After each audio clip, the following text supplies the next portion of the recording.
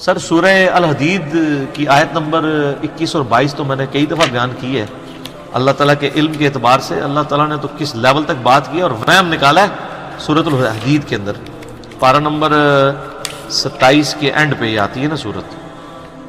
ما اصاب من مصیبت فی الارض، کوئی بھی مصیبت ایسی نہیں جو زمین میں آئے، یعنی زلزلہ یا طوفان یا کوئی وبائی مرض، ولا فی انفسکم، یا تمہاری جان پہ بھی کوئی مصیبت آئے، بلڈ کینسر، ہیپاٹائٹس، یعنی انڈیویجول مصیبت ہو یا اوورال مصیبت، الا فی کتاب من قبل ان نبرأہا، اس سے پہلے کہ ہم تم میں وہ مصیبت بھیجیں ہم نے پہلے لوح محفوظ میں لکھ لیا ہے کہ فلاں ڈیٹ کو فلاں سن میں فلاں علاقے پہ یہ آفت آئے گی. لو جی، ان ذالک علی اللہ یسیر، بے شک اللہ پہ یہ بہت آسان ہے. تمہارے لیے مشکل ہے کہ کیسے ہوگا پہلے ہی. سورۃ الانعام میں تو یہاں تک آیا کہ خشکیوں میں اور تریوں میں کوئی دانہ نہیں پھوٹتا زمین سے مگر اللہ کے علم سے، درخت کا کوئی پتا نہیں گرتا مگر اللہ کے علم سے. اور ساتھ لکھا ہے کہ اللہ نے پہلے ہی لوح محفوظ پہ لکھ لیا یہ ہوگا. یہ نہیں ہے کہ اللہ نے پابند کیا کہ ایسا ہو، اللہ تعالیٰ نے اپنے علم سے پہلے ہی جانچ لیا ہے کہ ایسا ہی ہوگا. باقی یہ کہ اللہ کو اگر پتا تھا کہ یہی کچھ ہونا ہے تو اللہ نے ہمیں اس مصیبت میں ڈالا کیوں؟ اگرچہ اس آزمائش میں ڈلنے کے بعد ہم اپنی مرضی سے ہی الٹے اور سیدھے کام کر رہے ہیں، یہ تو پھر مان جاتے ہیں، کہتے ہیں ہاں کر رہے تو ہم خود ہی ہیں، لیکن اللہ نے ہمیں کیوں اس مصیبت میں ڈالا نہ تو اس کا پھر اللہ نے بیان کر دیا کہ یہ سوال نہیں آپ نے کرنا. وَلَا يُسْأَلُ عَمَّا يَفْعَلُ، مجھے نہیں کوئی پوچھ سکتا میں نے کیوں ایسا کیا. وَهُمْ يُسْأَلُونَ، اب تم نے جو کچھ کرنا ہے وہ اللہ نے پوچھنا ہے، یہ تو کوسچن ہی پہن ہے. باقی یہ ہے کہ ہم جو کچھ کر رہے ہیں اپنے کرتوت اپنی، اللہ نے علم سے جان لیا کہ ایسا کرے گا، نہ کہ ہمیں اپنے علم کا پابند کیا. لہٰذا اچھا اللہ نے ہمارے بارے میں جو کچھ ڈیسیژن کیا کہ ہمارے علم میں ہے تو اس کا رونا کیوں بیٹھ کے روئیں؟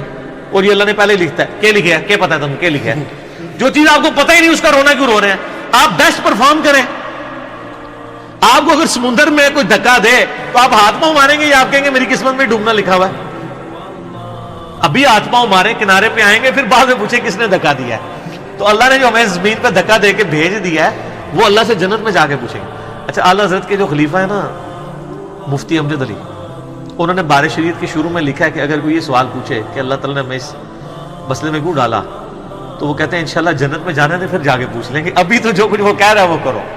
اور یہ بالکل صحیح ہے. اگر کوئی شخص آپ کو اس دروازے سے آگے کہ سر ادھر آگ لگ چکی ہوئی ہے اور وہ بندہ بھی سچا ہو، اس کا کریکٹر بھی مانا ہوا ہو، آپ اس دروازے سے باہر نکل جائیں، یہاں پہ خطرہ ہے، آپ تحقیق کرنے جائیں گے اور وہ ساتھ یہ کہ 30 سیکنڈ میں یہاں پہنچنے والی ہے، تو آپ اس وقت یہ تحقیق کریں گے جا کے کہ آگ پہنچنے والی ہے کہ نہیں، اس وقت تک تو آپ انشاءاللہ مرتبہ شہادت پہ چلے جائیں گے. آپ کہیں گے ابھی تو میں یہاں سے نکلوں بعد میں دیکھوں گا. تو سر وقت کا پیغمبر بھی یہی کام کرتا ہے، اس کا کریکٹر منوایا جاتا ہے کہ وہ صادق اور امین ہے، اور وہ پھر آپ کو کہتا ہے کہ سر مرنے کے بعد اللہ کے حضور پیش ہونا ہے، تحقیق بعد میں وہاں جا کے دیکھنا ابھی اس بات کو. اس لیے نبی علیہ السلام فرمایا تھا نا، اگر میں بخاری میں آتا ہے نا، اگر میں تمہیں کہوں کہ اس پہاڑ کے پیچھے سے کوئی فوج تم پہ حملہ آور ہونے لگا، بالکل ان کا پھر میں ہی تمہیں بتا رہا ہوں کہ تمہیں مار کے اپنے رب کے حضور پیش ہونا ہے، تو ماننے سے انکار کر دیا. سر توحید ایسی کڑوی چیز ہے نہ ماننے والوں کے لیے، جو مان لے تو اس سے میٹھی چیز ہی کوئی نہیں. یہ اتنی میٹھی ہے کہ انسان جان دے دیتا ہے اس کے لیے، اس کی مٹھاس سے روگردانی نہیں کر سکتا. اور کڑوی اتنی ہے نہ ماننے والے کے لیے کہ وہ شخص جو 40 سال تک کسی کی آنکھوں کا تارا ہو اور وہ اس معاشرے کا سب سے بہترین آدمی ہو، وہ صرف ایک لا الہ الا اللہ بول دے تو اس کے جانی دشمن بن جاتے ہیں. یہاں بھی لوگ کہتے ہیں نا جناب میٹھی میٹھی باتیں کریں لوگ ساتھ دیں گے. سر میٹھی میٹھی باتوں میں اگر لوگ آپ کا ساتھ دے رہے ہیں تو یہ پھر محمد رسول اللہ کی دعوت نہیں ہے صلی اللہ علیہ وسلم. حضرت نوح علیہ السلام کے اجتماع میں 16 لاکھ بندے اکٹھے نہیں ہوتے تھے. اگر آپ کے اجتماع میں اکٹھے ہو رہے ہیں تو سمجھ لیں کہ نوح علیہ السلام والی دعوت نہیں ہے یہ. نا وہ میرے بارے میں کہتے ہیں اس کو تو مسجد میں امام بھی نہ رکھے. سر بالکل نہ رکھے.